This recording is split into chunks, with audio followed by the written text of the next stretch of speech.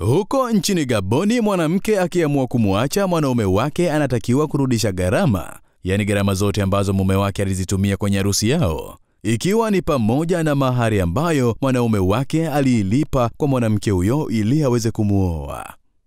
Najua hii itawashangaza sana, ila naomba nikuambie ukweli, huko Gaboni ukiachika unalipwa. Tena ni kwa mwanaume ambaye ameachika na mwanamke wake ambaye alimuoa chini ya usimamizi na taratibu za kiimani.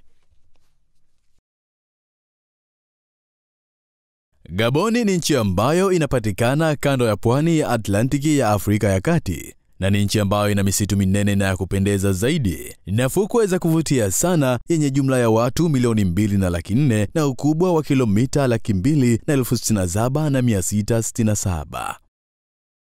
Na Gaboni ni nchi ambayo ina uchumi wa juu kati, na miongoni mwa vitu ambavyo vinaingiza mapato makubwa kwenye serikali ya Gaboni ni pamoja na uuzaji wa mafuta ambayo ni mafuta ya petroli ambayo yanauzwa ndani na nje ya nchi ya Gaboni. Na katika nchi ya Gaboni, moja kati ya tamaduni ambayo imekuwa ikitumika sana ni pamoja na tamaduni ya kurudisha gharama na mahari kwa mwanaume.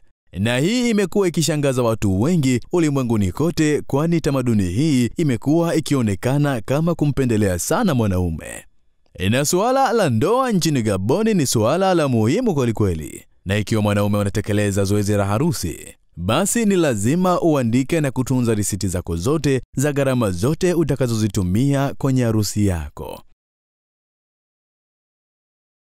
Yaani kwa kifupi ni kwamba ikitokea mwanamke ameamua kuachana na mume wake, basi familia yake itaandaa sherehe maalum kwa ajili ya kurudisha gharama zote alizozitumia mwanaume huyo wakati wa harusi yao, ikiwa ni pamoja na mahari.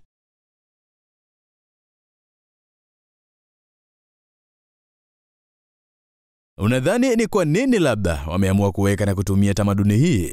Basi hakikisha unatazama simulizi hii mwanzo mpaka mwisho kupitia ukurasa wa YouTube ya 7 Media ili kufahamu zaidi ni kwa nini nchi ya Gaboni wamepitisha utamaduni huu ambao mwanamke anatakiwa kurudisha gharama zote, ikiwa ni pamoja na mahari ambayo alitolewa na mwanaume wake baada tu ya yeye kuamua kuachana na mwanaume huyo.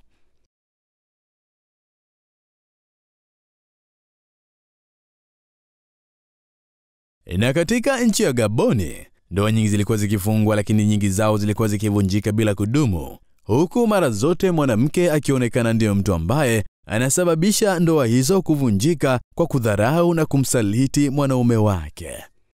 Na kutokana na kitendo hicho, basi ikaundwa tamaduni maalum kwa ajili ya kulinda ndoa hizo nchini Gaboni, ili kuhakikisha ndoa hizo zinadumu na kuishi miaka mingi kama ambavyo imani ya dini inavyotaka. Na hapo ndipo walipobuni tamaduni ya kurudisha mahari. Tena hiyo ni kurudisha mahari kwa mwanaume ambaye ameachwa. Na kama ikitokea mwanaume huyo ametaka yeye mwenyewe kuachana na mwanamke huyo, basi hatoambulia chochote na wala hatopata chochote kwa mwanamke huyo. Na kitendo cha kurudisha mahari inahesabika kama ni hatua ya mwisho kabisa ya talaka. Yaani mwanamke akishalipa gharama zote, hapo anakuwa hadaiwi chochote na ndoa yao inakuwa imeishia hapo, kwani mahari hiyo inavyorudishwa ndiyo ni talaka yake ya mwanamke huyo na kutokuendelea tena na ndoa hiyo. Na swali langu ni kwamba ingekuwa tamaduni hii labda inatumika Tanzania, unadhani ndoa nyingi zingekuwa zinavunjika ama ndoa nyingi zingekuwa zinaishi maisha marefu? Niambie kupitia comment. Usisahau kusubscribe, kulike na comment. Na mimi ninaitwa King DI wa 7 Media. Tukutane nyakati zingine.